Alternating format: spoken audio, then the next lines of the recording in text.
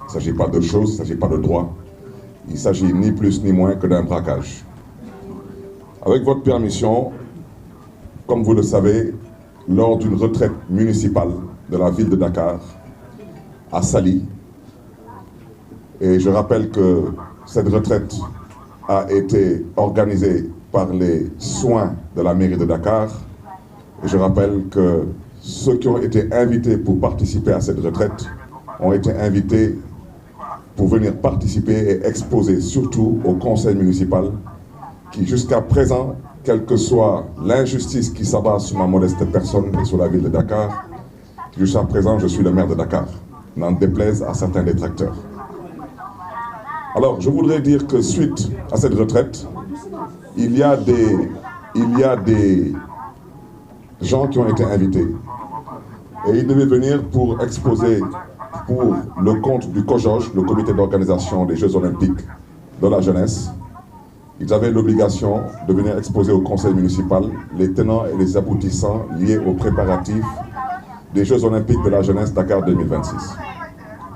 Grande fut ma surprise et notre surprise de voir des gens invités par le maire de Dakar que je suis décider de ne pas rentrer dans la salle au prétexte qu'il y a une situation politique qui ne les regarde pas. Et je rappelle que ces gens m'ont toujours parlé, bien avant cette situation, avec beaucoup de respect, de déférence. Pour ne pas dire, ces gens, à la limite, me suppliaient de jouer le jeu. Et j'ai décidé de parler.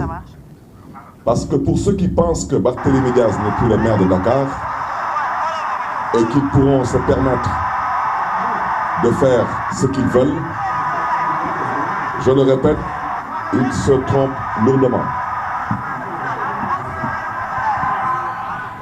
Ils se trompent lourdement. Je voudrais dire ici avec force, à l'endroit de cette personne qui s'est permise de prendre la parole pour à la limite vouloir me dénigrer. Cette personne, je voudrais lui dire, à lui et à sa brochette de copains et de coquins, que je serai l'absent le plus présent dans vos rêves et je serai l'absent le plus présent dans vos cauchemars. Ce que j'ai dit, je ne reviendrai pas dessus.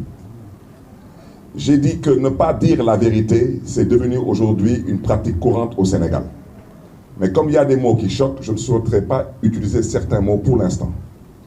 Mais si vous pensez une minute qu'on vous laissera le soin de vous promener dans cette ville avec 112 millions d'euros, à peu près 80 milliards de francs CFA, entre copains et coquins, faire ce que vous voulez, vous vous trompez lourdement. Nous ne l'accepterons pas.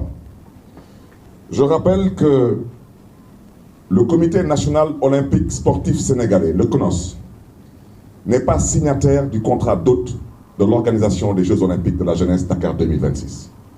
Je souhaiterais dire que dans ce contrat d'hôte, il n'y a que 3 signataires. Il y a la mairie de Dakar, il y a l'État du Sénégal et il y a le Comité international olympique qui se trouve en Suisse. Et si quelqu'un veut apporter un démenti, comme on n'est pas en mesure de dire la vérité aux Sénégalais, qu'il apporte un démenti avec des preuves. Et arrêtez de prendre le peuple sénégalais, particulièrement le peuple de Dakar, pour une bande de canards sauvages que nous ne sommes pas. Parce que trop, c'est trop. Voici les gens qui ont 80 milliards, ils vous diront seulement que pour les billets d'avion et pour la nourriture liée à ces jeux, ils comptent dépenser une vingtaine de milliards. Je vous commencerai à parler, parce qu'il faut que les Sénégalais ouvrent leurs yeux, ouvrent leurs oreilles et commencent à écouter. Parce que du moment où je suis interpellé, j'aurais bien aimé avoir une conversation avec cette personne qui m'a interpellé. Mais du moment où cette personne avoue ouvertement que le maire de Dakar n'a pas tous les éléments, il confirme ce que j'ai dit. Il confirme que j'ai dit que c'est la mairie de Dakar qui a candidaté pour que Dakar puisse accueillir les Jeux olympiques de la jeunesse Dakar 2026 et non le Comité national olympique sportif sénégalais, ni l'État du Sénégal. Je répète, c'est la ville de Dakar et c'est les villes qui candidatent. Et tous les spécialistes du monde sportif Et tous les connaisseurs du monde olympique savent très bien que ce sont les villes qui candidatent et non les États. On n'a pas parlé de la France 2024, on a parlé de Paris 2024. Les prochains Jeux se tiendront normalement aux États-Unis. On ne parle pas de États-Unis 2000, je ne sais pas quoi. On parle de Los Angeles 2000, etc. Ce sont les villes et non les pays. J'ai déjà dit, et pour ceux qui veulent apporter un démenti, qu'en tant que maire de Dakar, je suis le président du comité d'organisation des Jeux Olympiques de la jeunesse Dakar 2026. Et vous pouvez aller visiter les archives. La dernière fois qu'on a célébré ici Dakar en jeu, j'ai été, pour ne pas dire supplié, par certains membres du CONOS pour venir rehausser de ma présence cette manifestation. Ça se tenait au Monument de la Renaissance. Alors voici les gens qui aujourd'hui, parce qu'il y a une situation politique qui est ce qu'elle est, ont décidé aujourd'hui d'outrepasser leurs prérogatives et de vouloir quelque part légaliser leur forfaiture, et nous ne l'accepterons pas. La seule chose que j'ai eu à dire, et je réitère mes propos, Dakar accueille des Jeux Olympiques après avoir candidaté pour ces Jeux Olympiques. Dakar a le droit de demander où se trouve l'héritage de Dakar. Je vous invite à aller regarder l'héritage de Paris 2024.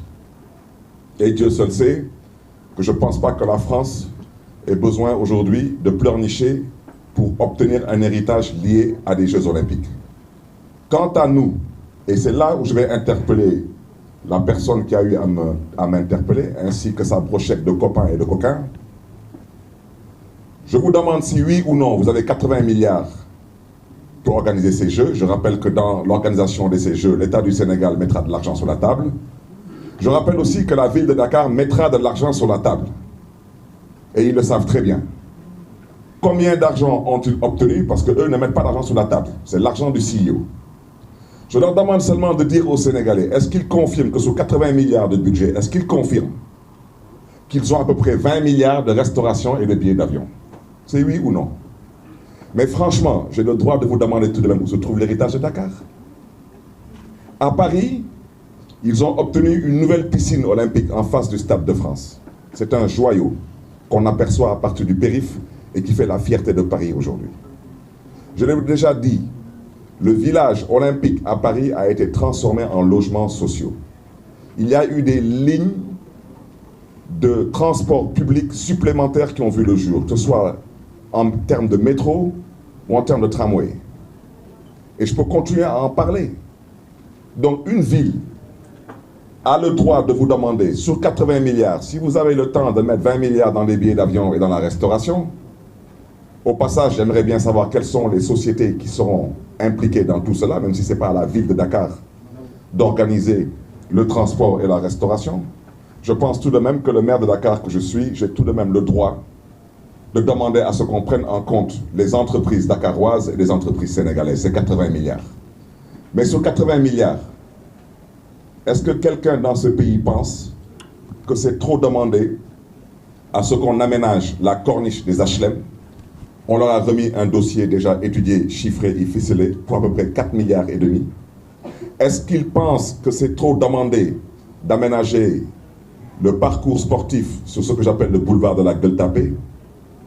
Et je rappelle que le boulevard de la Gueule-Tapée traverse aussi bien la commune de la Médina que la commune de Fass-Colobane-Gueule-Tapée. Pour la corniche des HLM, ce serait aujourd'hui une corniche qui serait aménagée pour pouvoir polariser toute la population de Grand Dakar, de Biscuiterie et des HLM. Et bien sûr le Hann Bel-Air pour qu'ils puissent venir faire du sport. Et le troisième projet qu'on avait proposé, c'était un projet qui devait consister à aménager une corniche, pour ne pas dire un parcours sportif, sur l'extension de la VDN 3.